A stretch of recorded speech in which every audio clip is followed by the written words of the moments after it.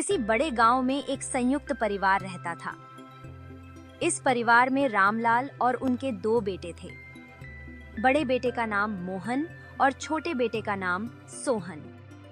मोहन की पत्नी का नाम सविता था और सोहन की पत्नी का नाम मीना था। दोनों ही बहुएं परिवार की जिम्मेदारियां संभालती थीं, लेकिन उनके बीच अक्सर तकरार हो जाया करती थी। कारण था घर के कामकाज को लेकर उनकी अलग अलग सोच और दृष्टिकोण को। सविता यानी जेठानी स्वभाव से सख्त और नियम प्रिय थी। घर में अक्सर इन दोनों के बीच बहस हो जाती थी, खासकर तब जब कोई काम एक दूसरे की अपेक्षा के अनुरूप नहीं होता। सविता हमेशा चाहती थी कि मीना हर काम उसकी तरह समयबद्ध तरीके से करे, जबकि मीना को लगता था कि काम का महत्व इस बात में है कि वह सही तरीके से हो, चाहे समय थोड़ा ऊपर नीचे हो जाए। एक दिन की बात है, घर में एक बड़ी पूजा का आयोजन हुआ। परिवार के सभी सदस्य इस तैयारी में लगे हुए थे। मोहन और सोहन बाजार से पूजा का सामान लाने गए थे, जबकि सविता और मीना घर की सजावट और खाने पीने की तैयारी कर रही थी।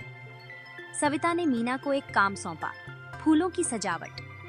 मीना को फूलों से सजावट करना बहुत पसंद था और उसने इसे बड़े ही मन से करना शुरू कर दिया। मीना ने फूलों की सजावट में इतने दिल से काम किया कि उसे बाकी कामों का ध्यान ही नहीं रहा। सविता यह देखकर नाराज हो गई कि मीना सिर्फ फूलों में उलझी हुई है और अन्य कामों में उसकी कोई मदद नहीं कर रही।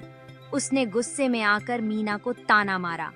तुम हमेशा सजावट जैसी आसान चीजों में उलझी रहती हो, कभी गंभीरता से काम करने की कोशिश नहीं करती। मीना को यह बात बहुत बुरी लगी, लेकिन उसने कोई जवाब नहीं दिया। वह जानती थी कि सविता का स्वभाव थोड़ा कठोर है और वह हमेशा हर काम में परफेक्शन चाहती है। पूजा का दिन आ गया और सभी काम अच्छे से पूरे हो गए। सभी मेहमान भी आए और पूजा संपन्न हुई।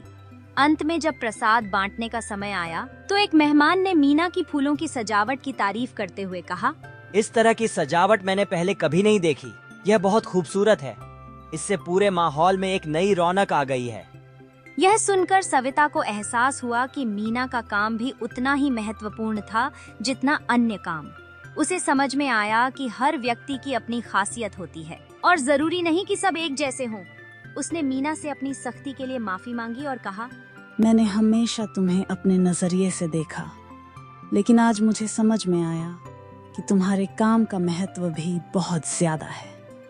हम सबका तरीका अलग है, लेकिन हमारा उद्देश्य एक ही है, इस परिवार को खुशहाल बनाना। इसके बाद दोनों में अच्छी समझदारी बन गई। वे अब एक दूसरे के काम की सराहना करती और एक दूसरे से सीखने की कोशिश करती। इस तरह देवरानी और जेठानी का यह रिश्ता पहले से और भी मजबूत हो गया और परिवार में शांति और प्रेम का माहौल बन गया। कहानी का संदेश: हमें हर किसी के काम का सम्मान करना चाहिए और समझना चाहिए कि हर व्यक्ति की अपनी एक खासियत होती है। जब हम एक दूसरे के दृष्टिकोण को समझते हैं और उसका सम्मान करते हैं, तभी हम एक खुशहाल और सामंजस्यपूर्ण परिवार बना सकते हैं।